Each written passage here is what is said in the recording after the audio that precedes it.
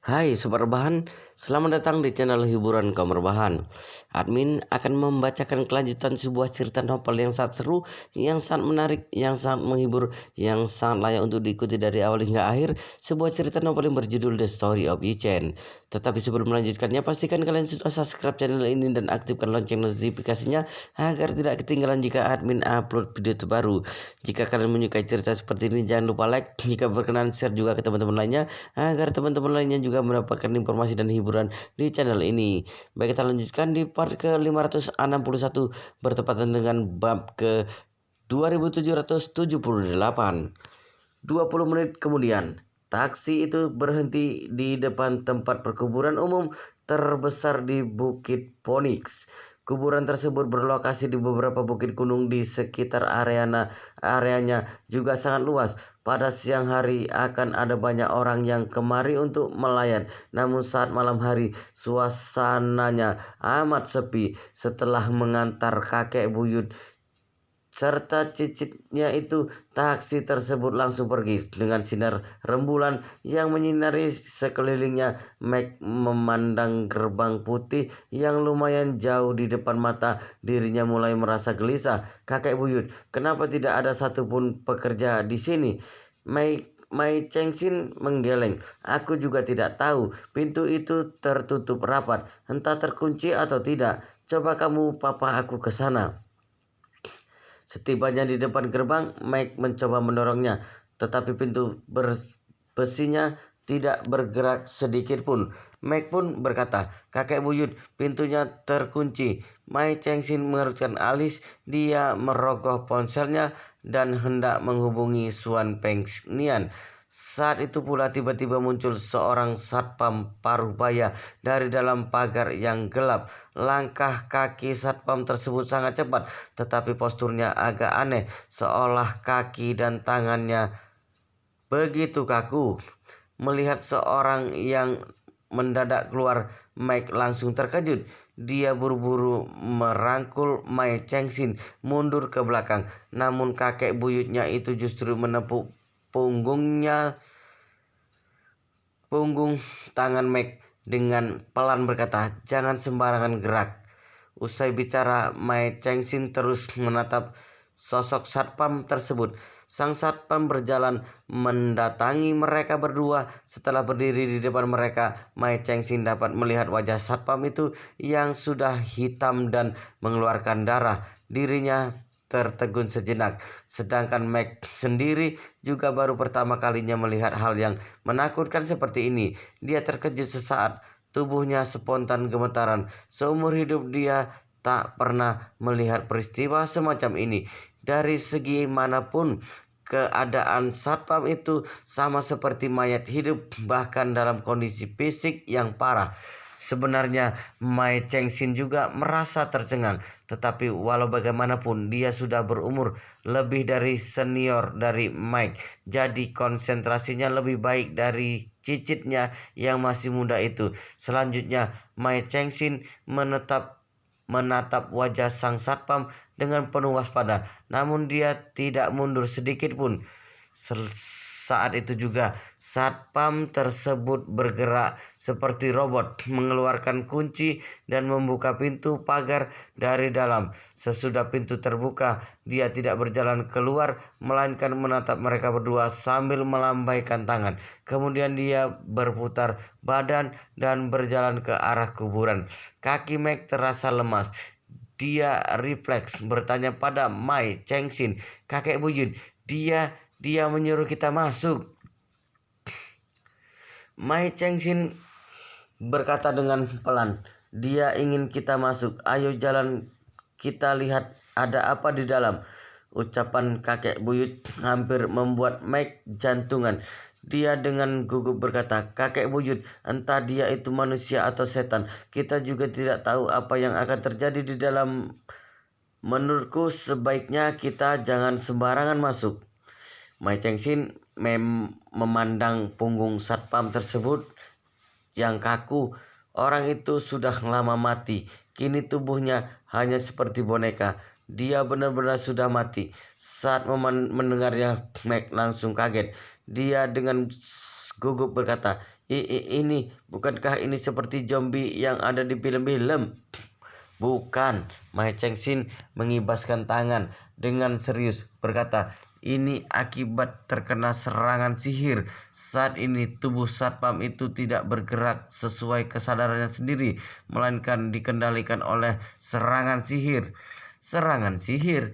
Mac dengan heran bertanya, itu benda macam apa? Mike Chengxin dengan serius menjelaskan, itu adalah bagian dari teknik pengetahuan metafisika. Jenis serangan sihir yang lebih rendah sama seperti memelihara sekumpulan cacing lalu membiarkan mereka saling membunuh satu sama lain. Yang selamat dari mereka disebut dengan serangga sihir.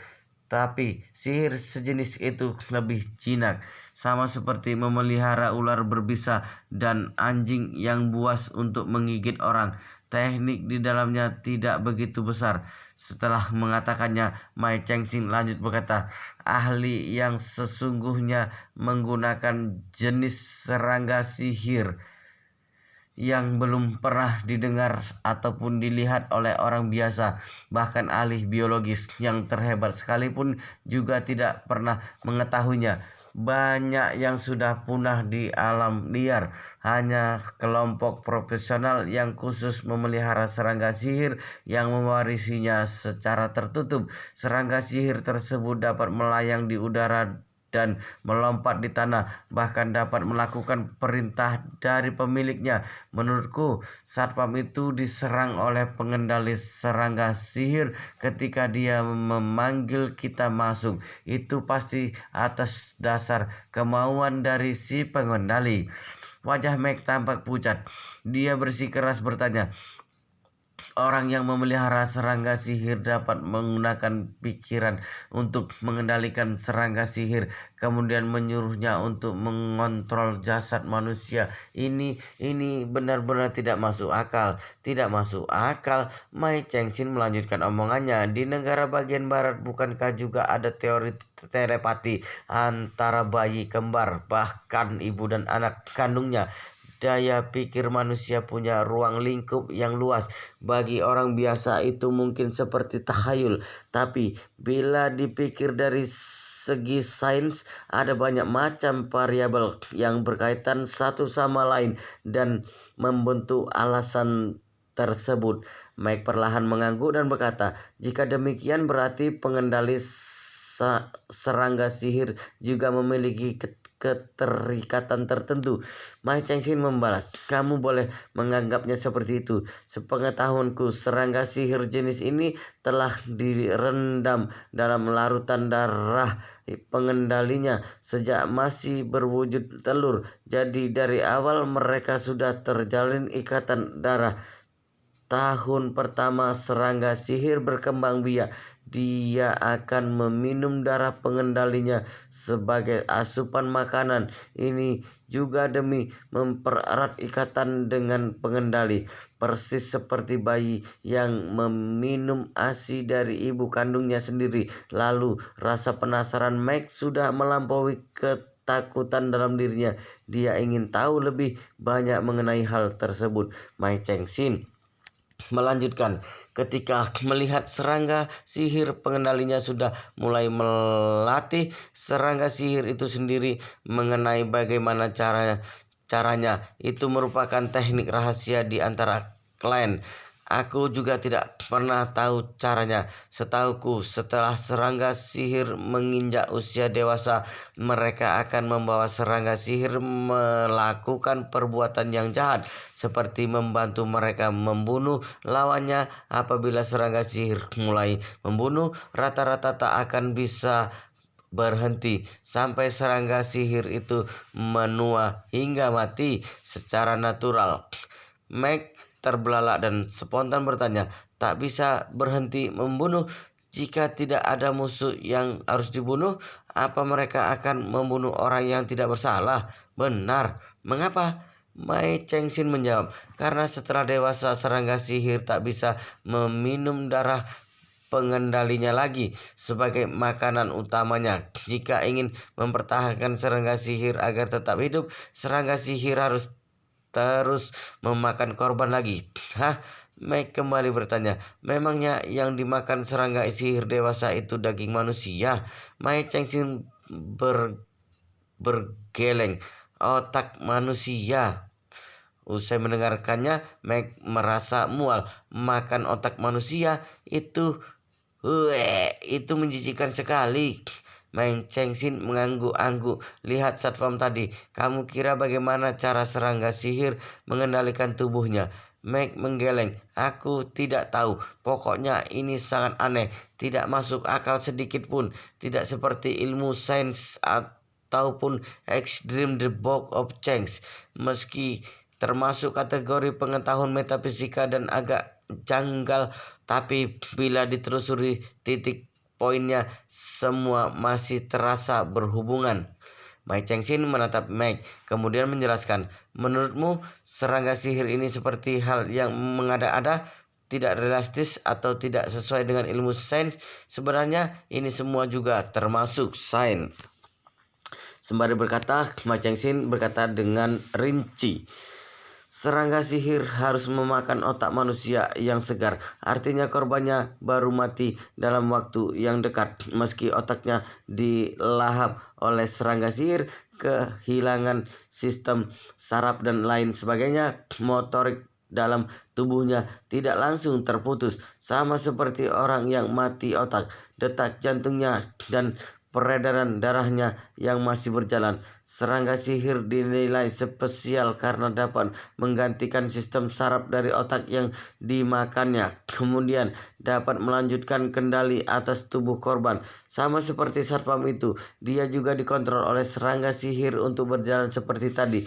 Tapi karena orangnya sudah meninggal, kulit serta dagingnya semakin membusuk.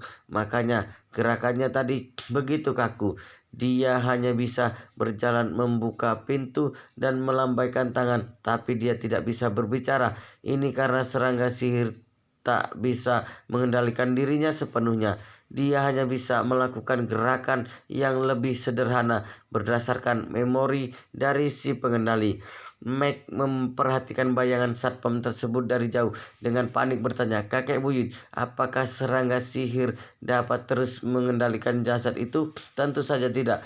Mai Chengxin dengan serius berkata, selain jasad yang perlahan berubah kaku dan membusuk setelah memakan otak manusia, serangga sihir sendiri juga akan berhibernasi paling lama 1 bulan. Jika dalam 1 bulan tidak makan, serangga sihir pasti akan mati kelaparan. Mike berdesah, sebulan sekali harus makan otak manusia, bukannya itu sama saja harus membunuh 1 orang per bulan? Mai Chengxin menyengir, 1 bulan 1 korban atau terus hibernasi. Bila pengendalinya sering membuatnya membunuh orang, bisa-bisa serangga sihir harus makan otak manusia setiap beberapa hari sekali. Meg tercengang, suaranya mulai gemetaran. Setiap serangga sihir berhubungan dengan kematian. Seumur hidup aku tidak pernah mendengar benda yang begitu keji.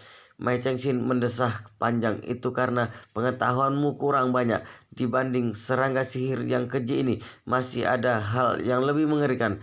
Kakek buyut dan cicitnya itu berbicara sambil berjalan. Dalam waktu yang singkat, mereka telah tiba di tengah kuburan. Sementara itu, di sebuah lapangan sisi bukit, seorang pria tua bertubuh kurus tengah duduk sambil bersilah kaki. Orang tersebut adalah Xuan Fengnian. Melihat Mai Chengxin dan Meg yang berjalan menghampirinya, Xuan Fengnian mulai berbicara. Tuan Mai, aku sudah lama mendengar tentangmu. Mai Chengxin menunduk dan memberi salam. Master Xuan, senang dapat bertemu denganmu. Kudengar keahlian Master Xuan sangat hebat. Hampir sebagian dari keturunan Tiongkok di Eropa begitu mengagumimu. Sungguh suatu kehormatan dapat berjumpa denganmu. Suan Pengnian menyeringai sejenak, kemudian berkata, Tuan Mai, hari ini aku memang agak keterlaluan untuk memintamu kemari. Alasan utamanya karena serangga sihir peliharaanku sudah kelaparan 3 hari setelah ikut denganku. Aku benar-benar tidak tega melihatnya terus kelaparan begitu. Makanya aku bawa dia kemari untuk berburu makanan. Mohon maklum. Melihat Xuan Peng Nian mengungkit masalah membunuh dengan begitu santai, bahkan membawa serangga sihir miliknya berburu ke tempat ini, Mai Chengxin makin yakin kalau orang ini luar biasa jahat. Namun Mai Chengxin tetap meladeninya dengan senyum, kemudian mengalihkan topik mengenai serangga sihir itu. Dia mulai berkata, tempat ini lebih sepi termasuk lingkungan yang cocok untuk membahas masalah penting.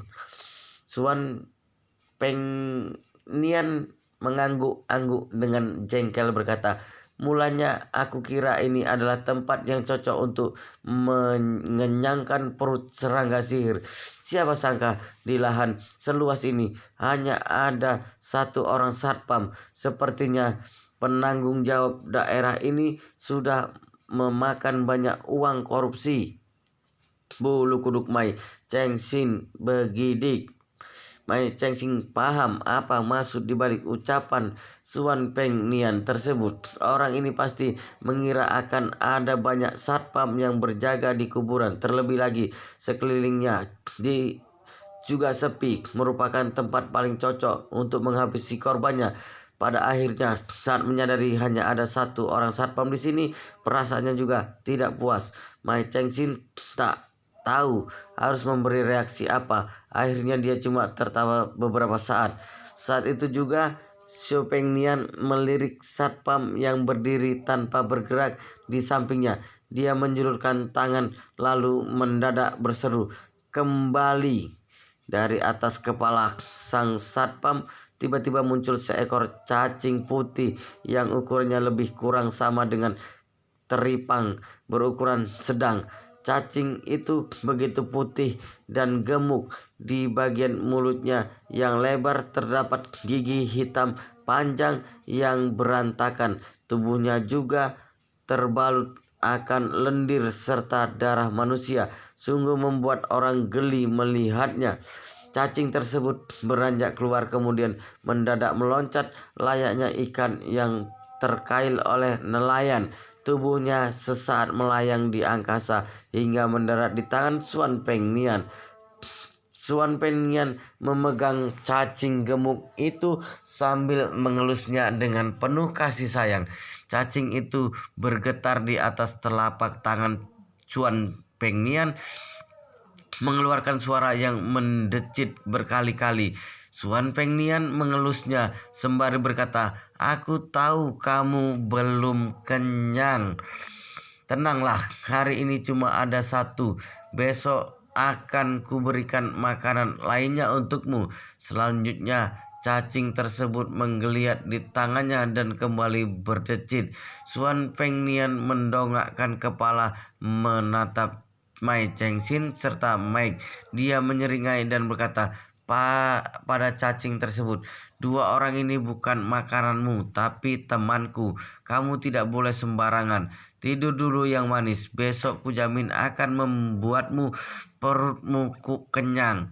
Usai mendengarnya, Mai Chengxin dan Mike baru tahu kalau cacing putih yang gemuk itu hendak memakan mereka. Keduanya spontan merinding dan mulai berkeringat dingin.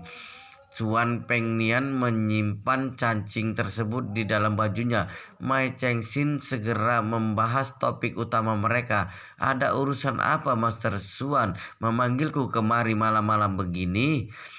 Suan Pengnian tersenyum berkata, hari ini Tuan Su menelponku lagi. Kedengarannya dia sangat marah dan ingin sekali menghabisi tokoh hebat yang bersembunyi di jeling itu. Aku ini lebih mahir dalam membunuh, bukan menemukan orang. Jadi mana bisa aku mencari orang itu dalam kota yang ramai begini? Bila hanya bergantung dengan kemampuanku, entah kapan baru bisa menemukan pemuda itu. Maka dari itu aku ingin bertanya padamu, walau bagaimanapun Tuan Mai adalah ahli dalam hal ini, pasti bisa membuatku menemukan lebih banyak informasi. Mai Chengxing dengan kaget bertanya, Master Suan, bagaimana kamu bisa tahu kalau orang yang kita cari adalah seorang pemuda? Suan Pengnian tertawa. Tuan Su pernah menceritakan beberapa informasi mengenai orang itu. Katanya umurnya kurang lebih dari 25 tahun, maksimal 30 tahun. Kekuatannya sangat hebat, setidaknya di atas ninja Jepang. Terlebih lagi, kemungkinan besar orang itu adalah keturunan Tiongkok. Apa dia tidak pernah memberitahumu tentang ini? Mai Chengxing menggeleng. 2 hari ini Tuan Su sama sekali tidak menghubungiku. Cuan Pengnian mengangguk-angguk dan berkata, ku dengar hubungan orang itu dengan cucu Tuan Su lumayan dekat. Jangan-jangan keduanya punya hubungan yang mesra. Mulanya aku berniat untuk menginterogasi cucunya agar menanyakan masalah ini dengan jelas. Tapi Tuan Su tidak mengizinkannya siapapun menyentuh cucu perempuannya itu. Makanya aku tidak dapat menemukan petunjuk sedikit pun. Aku ingin meminta bantuan dari Tuan Mai untuk mengorek tentang informasi ini.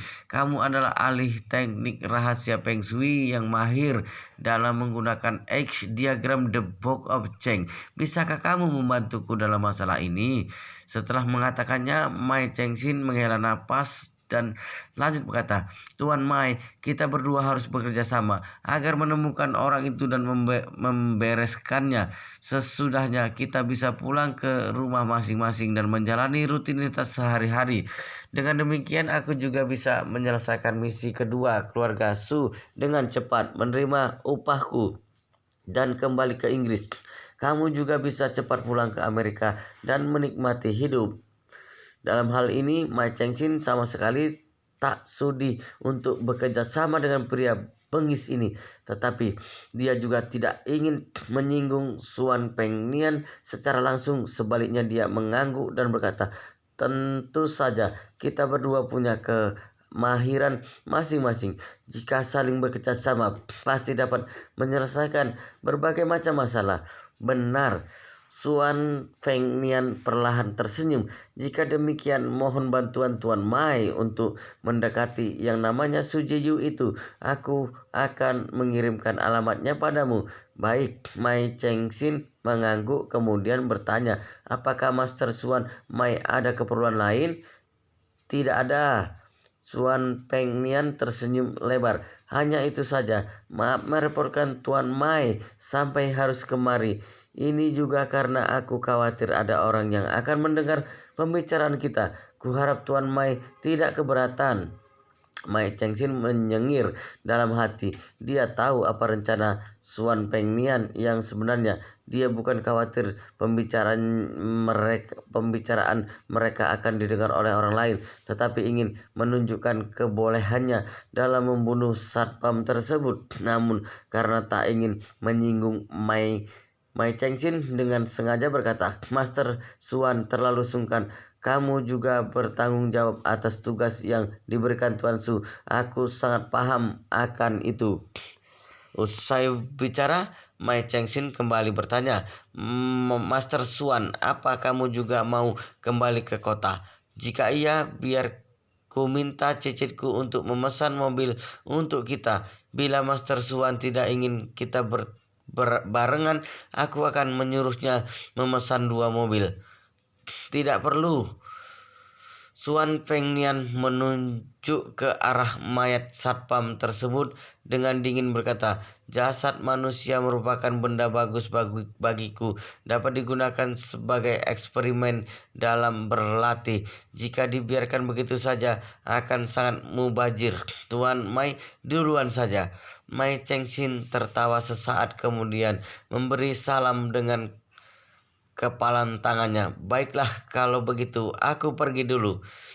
Suan Pengnian tersenyum dengan sengit berkata,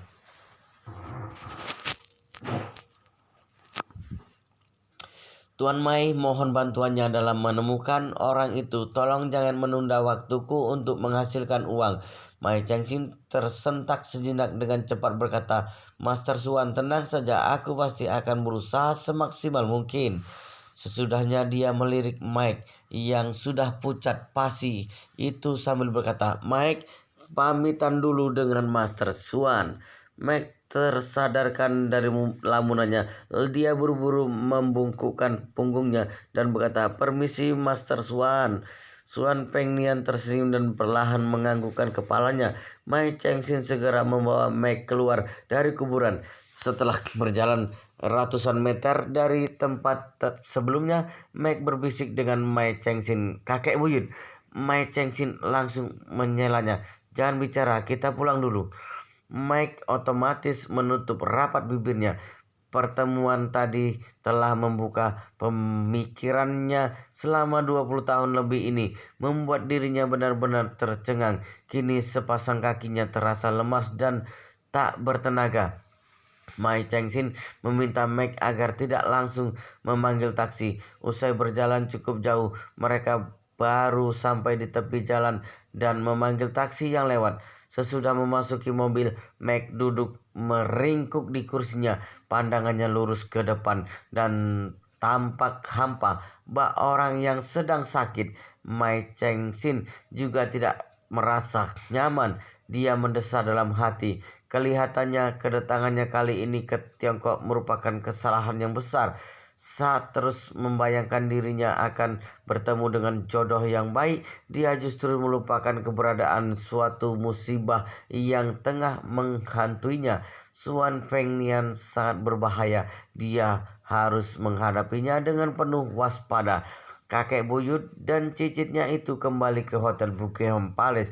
Dia sepanjang jalan keduanya tak lagi bicara, sebab peristiwa yang disaksikan mereka tadi terlalu horor. Baik Mai Chengxin maupun Mike sama-sama khawatir bila membicarakan mereka akan didengar oleh supir taksi yang mengantar mereka pulang. Walau bagaimanapun pada hari ini seorang telah meninggal di kuburan tersebut. Besok orang-orang akan tahu akan kasus ini, bahkan langsung menyelidikinya. Mai Chengxin dan Mike tidak ingin pihak kepolisian tersebut dalam masalah ini.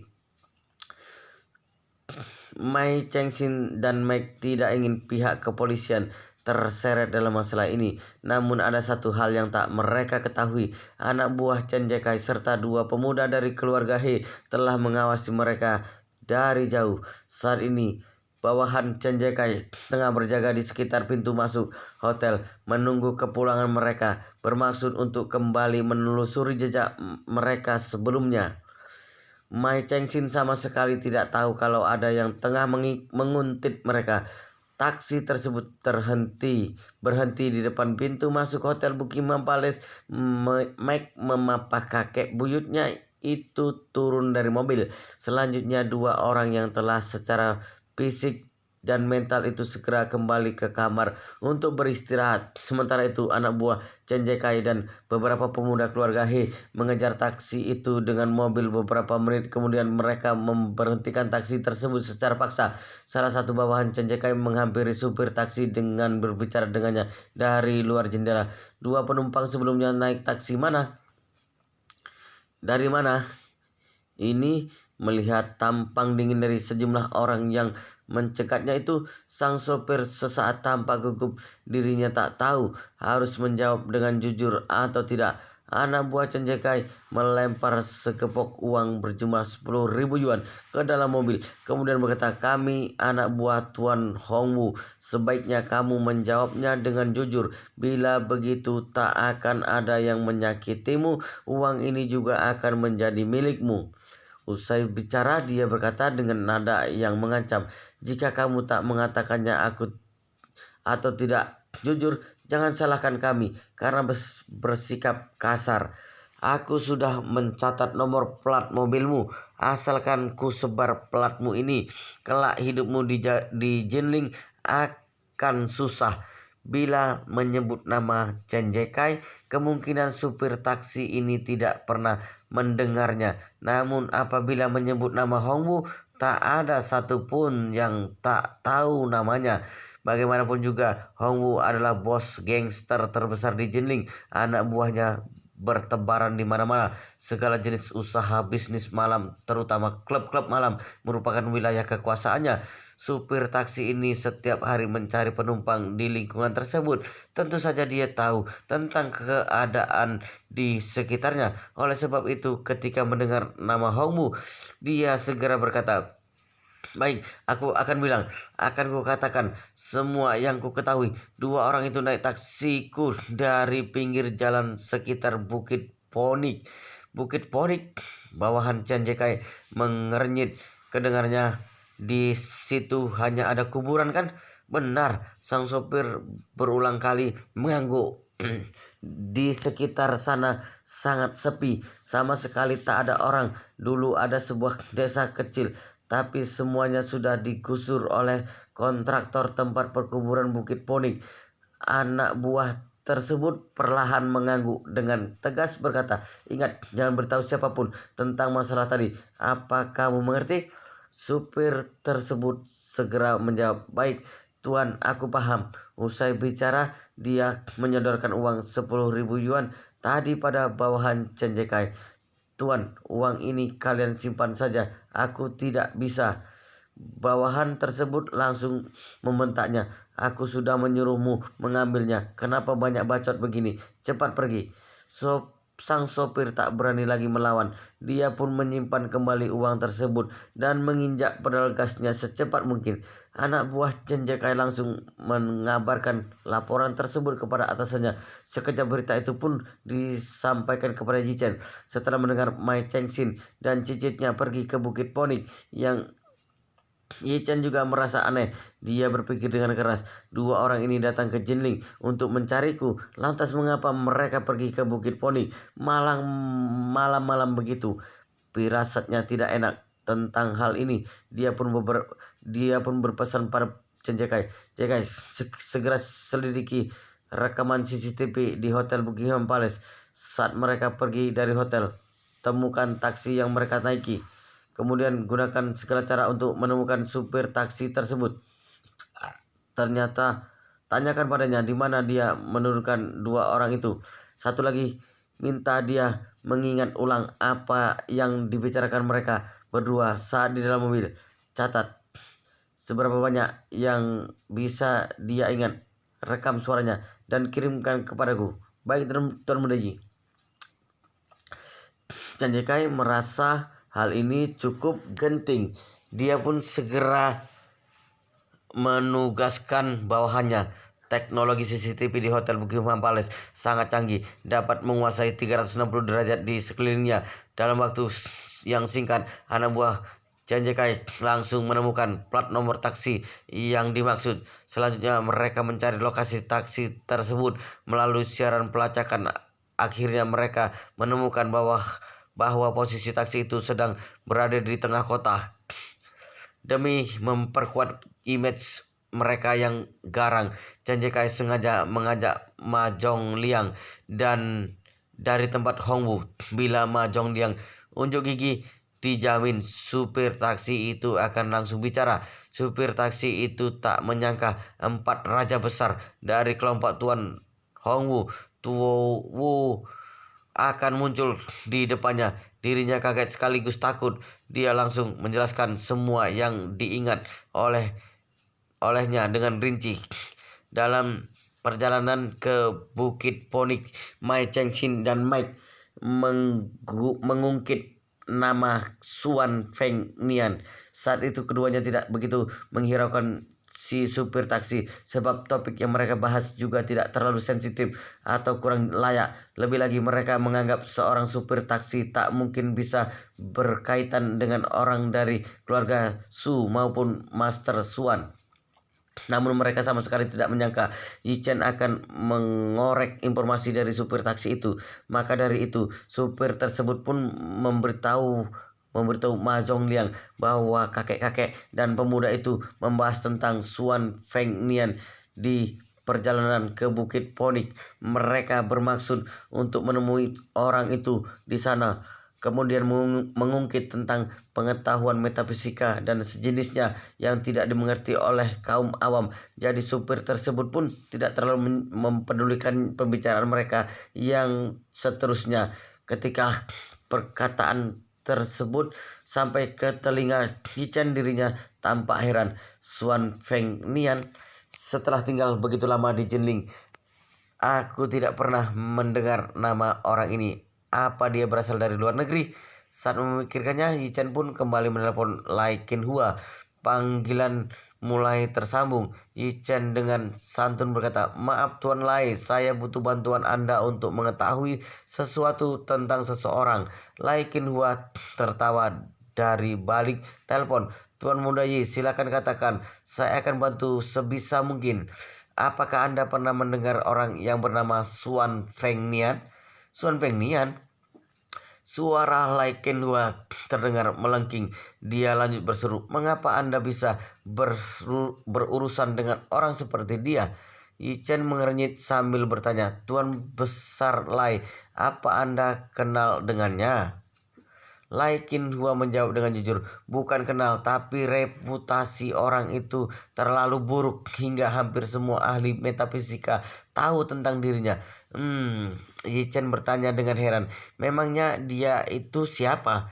"Dia adalah salah satu dari 3 murid sejati Ma Jiahui." Yichen mengerutkan alis. Ma Jiahui, siapa dia? Kira-kira 40 tahun yang lalu ada seorang master Feng Shui metafisika ternama di Hong Kong, namanya Ma Jiahui. Tak ada yang tahu dari mana asalnya. Orang-orang hanya tahu kalau dirinya punya kemampuan yang hebat hingga sanggup berdiri dengan sukses di Hong Kong. Selanjutnya dia mulai membentuk sebuah aliran menerima murid-murid dari seluruh penjuru. Dalam sekejap dirinya begitu terkenal. Ada banyak konglomerat ataupun gangster Hong Kong yang menjadi bagian dari alirannya. Saya pernah beberapa kali bertemu dengannya, juga pernah berbincang bersamanya mengenai hal-hal yang beragam. Jadi saya lumayan paham tentangnya. Dia adalah sosok yang luar biasa. Tak hanya mahir dalam teknik rahasia Feng Shui, dia juga pakar dalam metafisika sihir.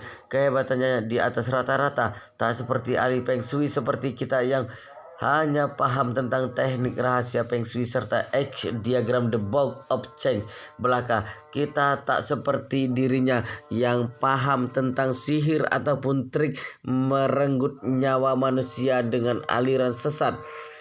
Sesudah mengatakannya, Lai Qinhua kembali melanjutkan, "Sepertinya Suan Fengnian masuk ke aliran Ma Jiahui pada 30-an tahun yang lalu. Waktu itu ketika saya berkunjung ke tempat Ma Jiahui di Hong Kong, aku juga berpesan dengannya." "Oh," Yichen bertanya dengan penasaran.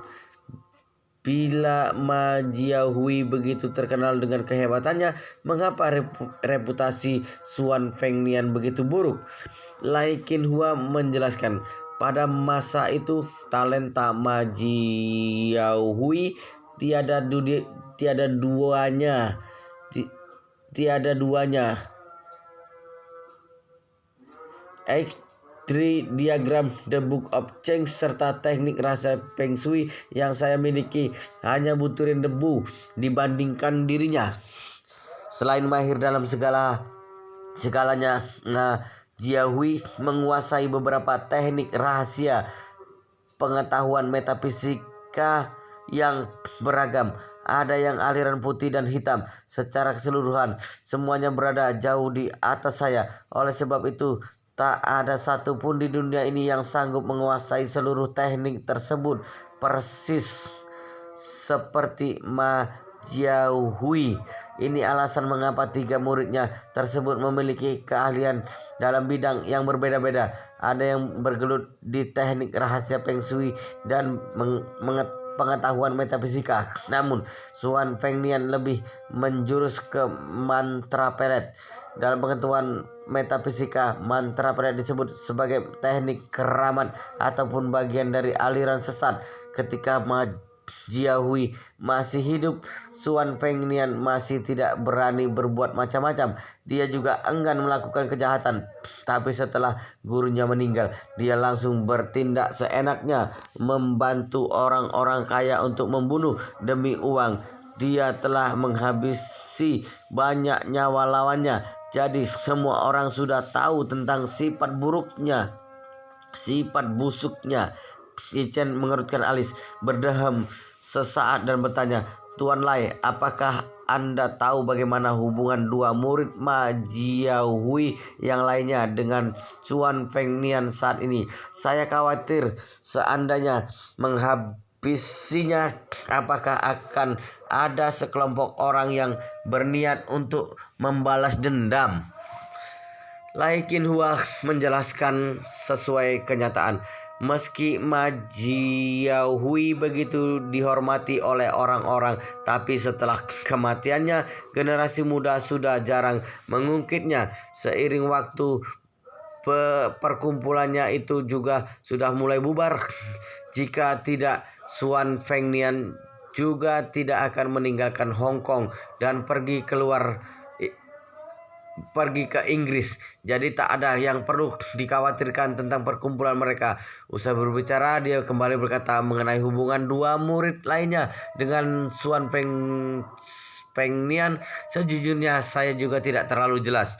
Seterusnya, akibat ahli Feng Shui di Hong Kong selalu dimanfaatkan keluarga kaya untuk bertindak semaunya. Reputasi ahli Feng Shui di sana jadi kurang bagus. Maka dari itu sebaiknya Anda lebih waspada. Seingatku, nama dua murid itu adalah Huo Zhengying dan Yu Jinghai. Yu Jinghai. Yi Chen terdiam sejenak. Tidak disangka ahli metafisika yang dihabisinya dengan petir di Hong Kong, Yu Jinghai, adalah saudara seperguruan Suan Fengnian. Sungguh menarik. Lai Qinhua yang berada di seberang telepon sama sekali tidak tahu reaksi Yi Chen tersebut. Dia kembali berpesan, Tuan Muda Yi harus berhati-hati dengan yang namanya Suan Fengnian itu. Di sisi lain, Anda juga harus waspada apabila ada orang yang bernama Huo Zhengying dan Yu Jinghai muncul di sekitar. Pada zamannya, kaum fanatik Ma Jiahui tak terhingga jumlahnya, tapi kemampuan tiga muridnya itu memang lebih hebat dari yang lainnya. Yi Chen segera mengucapkan terima kasih kepadanya. Terima kasih atas bantuan Tuan Besar Lai. Saya akan lebih berhati-hati. Ada satu hal lagi yang harus kusampaikan. Karakter Suan Fengnian agak unik. Sifatnya yang licik. Kudengar dia sudah memelihara serangga sihir selama 20 tahun. Pada tahun pertama, makhluk itu memang hanya meminum darah Suan Fengnian sendiri. Seharusnya yang dimakan adalah otak manusia. Sungguh perbuatan yang keji. Tuan Muda Yi harus ekstra hati-hati. Usai mendengarnya, sorot mata Yi Chen bertambah serius. Serangga sihir yang dipelihara oleh Suan Fengnian ini ternyata memakan otak manusia. Benar-benar berpengis.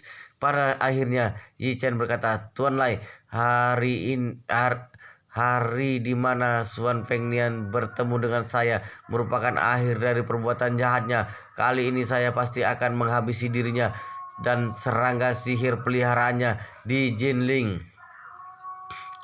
Sementara itu di Hotel Buckingham Palace, Mai Chengxin dan Mike tengah bergalau resah dalam kamar. Mike masih mengalami shock dari peristiwa yang dialaminya barusan. Kondisi mentalnya terlihat sangat buruk. Mai Chengxin juga tidak bicara sedikit pun.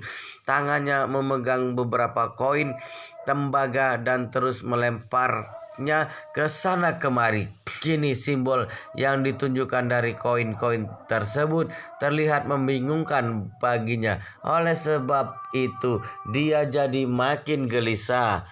Keberuntungan memang tengah menghampirinya. Demikian pula dengan malapetaka. Firasat buruk yang sebelumnya pernah dirasakannya sekarang tambah kuat. Lama-kelamaan pemikiran Mai Chengxin juga turut berubah. Mulanya dengan menerima undangan dari Su Chengpeng ke Tiongkok, dia kira dirinya bisa sekalian mencari keberuntungan yang diimpikannya sekaligus menghasilkan sedikit uang dari keluarga Su. Walau tak bisa mendapatkan keduanya, dia hanya akan menganggap perjalanannya ini sebagai liburan untuk berkunjung ke negara asalnya. Meskipun ada bahaya yang menghantuinya, itu juga pasti karena faktor usianya. Mungkin tubuhnya bisa kelelahan. Terlebih lagi, terkadang dia juga bisa menderita sejumlah penyakit yang umumnya ditemukan pada orang tua. Namun dia tidak pernah menyangka akan bertemu dengan sosok Xuan Fengnian. Xuan Fengnian benar-benar sangat berbahaya bagi dirinya. Membunuh bukanlah masalah besar. Bahkan hal itu sudah seperti rutinitas sehari-harinya. Mendadak harus terikat dengan persoalan seperti ini membuat Mai Chengxin sangat khawatir. Dia mulai gelisah dan ragu. Dirinya bahkan mulai menimbang-nimbang apakah dia perlu ikut campur ke dalam masalah ini atau tidak. Pada usianya yang sudah tua ini, upah yang tidak seberapa dari Su Chengpeng itu bukan apa-apa baginya. Sebaliknya, dia menginginkan mukjizat seperti Lai Qin Hua yang yaitu keberuntungan untuk menjadi lebih muda 20 tahun dari sebelumnya. Namun posisinya dengan keberuntungan yang dicari semakin jauh, sedangkan malapetaka tak henti mengincar nyawanya. Mai Chengxin khawatir suatu saat dirinya akan mati sebelum dapat mewujudkan impiannya, sebab dia adalah ahli Feng Shui yang sudah dekat dengan ajalnya. Dengan kata lain, dia tidak punya kekuatan yang besar untuk melakukan perlawanan. Demikian pula dengan cicitnya Mike. Pada dasarnya mereka berdua tak punya kemampuan untuk melindungi diri sendiri. Mereka berdua tak akan bisa menyentuh Xuan Fengnian. Adapun benar-benar harus bertarung, kemungkinan besar mereka akan menjadi makanan serangga sihir peliharaannya. Mike yang berada di samping merasa amat cemas. Dirinya dengan panik berkata, "Kakek buyut, bagaimana kalau kita pulang saja ke Amerika? Hari ini yang namanya Xuan Fengnian itu sungguh kejam. Bila dia ingin berbalik melawan kita, tidak akan bisa menang." Ma Chengxin mendesah panjang. "Jika kita pergi, Su Chengpeng akan tersinggung. Tiba saatnya dia akan mengutus orang untuk membereskan kita. Bukankah itu sama saja sia-sia?" Max segera menjawab, "Kita bisa menjelaskan semuanya pada dia, lalu kita kembalikan uangnya. Hal ini bisa diselesaikan secara damai, bukan?" Mai Chengxin menggeleng. "Kamu tidak dengar omongan Xuan Fengnian tadi? Dia mahir dalam membunuh tapi tidak dalam mencari orang. Jadi dia masih menunggu kita agar dapat menemukan orang itu untuk kemudian dia baru membunuhnya." Kini Su Chengpeng merasa orang tersebut berkaitan dengan cucu perempuannya, Su Jiyu. Dia ingin agar kita mendapatkan petunjuk dari Su Jiyu. Bila di saat seperti ini kita kabur, Xuan Fengnian pasti tak akan membiarkannya begitu saja. Kamu ingat dia bilang apa? Dia memintaku untuk segera menemukan jejak orang itu agar tidak menundanya jadi orang kaya. Sesudah mengatakannya, Mai Chengxin kembali menghela napas. "Saat ini kita sudah terkurung dari segala sisi. Pergi atau tidak sudah bukan pilihan untuk kita lagi." "Fuck," umpat Mike dalam bahasa Inggris. Dia dengan kesal berkata, "Kalau begitu harus bagaimana? Apa kita sanggup menemukan orang itu?"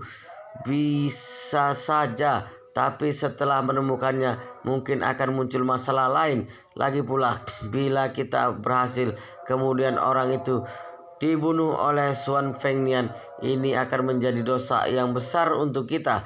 Mike dengan gelisah berkata, "Kakek buyut, saat ini bukanlah waktu yang tepat untuk mencemaskan orang lain. Kita harus segera meninggalkan kota Jinling ini. Jika kita ditangkap oleh Suan Fengnian dan menjadi makanan cacing putih raksasa itu, maka kita akan habis." Mai Chengxin tampak ragu-ragu untuk sejenak. Kepalanya perlahan mengangguk. Mendesah berkata, "Hup, benar katamu. Ini bukan saatnya untuk mengkhawatirkan orang lain. Kita hanya bisa mengutamakan keselamatan diri sendiri. Besok kita cari cara untuk mendekati Sujiyu. Siapa tahu kita bisa mendapatkan petunjuk darinya." Esok hari sebuah berita yang menyeramkan beredar di kota Jinling. Kabarnya ada peristiwa horor yang terjadi di Bukit Ponik. Kemarin malam seorang satpam yang berjaga dibunuh oleh setan. Tetapi rumor ini mendapatkan banyak kritik dari masyarakat karena dianggap terlalu mistis. Hanya orang-orang parubaya yang lebih mempercayainya, sedangkan anak muda lainnya tidak menganggapnya sebagai hal yang serius. Saat subuh, Malan sudah menyiapkan sarapan untuk keluarganya. Ketika Ye Chen dan Securan turun makan, dia dengan serius berkata, "Curan, Ye Chen, 2 hari ke depan kalian jangan terlalu sering keluar rumah. Walaupun ada masalah yang penting, kalian harus pulang sebelum malam." Securan tampak heran. "Ada apa, Bu?" "Kemarin ada orang yang dibunuh setan di perkuburan Bukit Ponik. Bahkan otaknya juga dihisap sampai habis. Seluruh wajahnya mengeluarkan darah. Bagian atas kepalanya juga bolong. Dalamnya juga kosong. Tak ada yang tersisa di dalamnya." Usai mendengarnya, Securan dengan pasrah berkata, "Ibu, kamu termasuk lulusan kampus yang elit. Masa percaya dengan rumor yang beginian? Di dunia ini tak ada yang namanya hantu atau setan. Itu semua hanya cerita mistis untuk membohongi orang." Malan dengan sungguh-sungguh membalas, "Mana mungkin bohong. Ini semua memang kenyataan." Berita ini tersebar luas di grup chat kawan-kawanku. Awalnya ada foto di KTP, tapi entah kenapa foto itu terhapus dalam sistem. Foto itu sungguh menyeramkan.